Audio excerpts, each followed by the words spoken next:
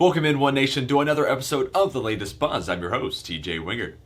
In last episode, I previewed what turned into a very busy weekend, and there was so much going on, I didn't even mention the cross-country programs who spent their Friday in Blacksburg, Virginia, competing in the Virginia Tech Alumni Invitational, and both teams ended up racing to a fourth-place finish in their full-distance opener to the 2021 season.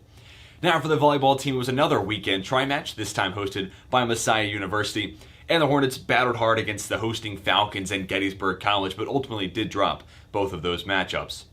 Moving to the tennis courts now, both programs hit the road to compete this weekend. Starting with the men's team, they were at Randolph in the Wildcat Fall Invite, and every single member of the team did strike at least one match win. And for the women's team, they were at Sweetbriar in the Battle of the Blue Ridge on Saturday and Sunday, and it was Mimi Oliver and Emma Pinola who stole the show, winning the third doubles flight bracket. Transitioning to the pitch, starting with the women's soccer team, they traveled up to New York for a clash with RIT, which did not disappoint. RIT was coming off a win against number 23 Geneseo and battled Lynchburg into overtime. It was a 1-1 score at the end of regulation, but in the second overtime period, Megan Lauder struck with the golden goal and gave the Hornets their second win on the season.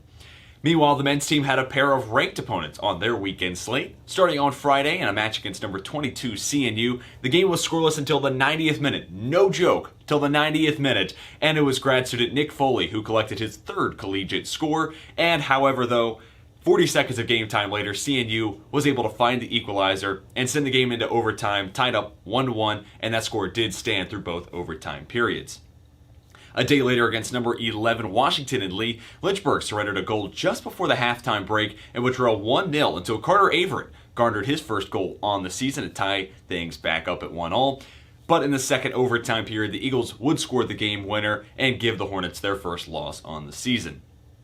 Last but certainly not least, the field hockey team also had a ranked opponent in their sights, taking on number 10 Keene on Sunday afternoon.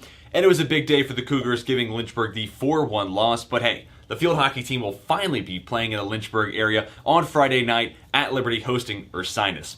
And that will bring a close to this episode of The Latest Buzz. Be sure to head to lynchburgsports.com for the latest news, results, and stories revolving around Lynchburg athletics.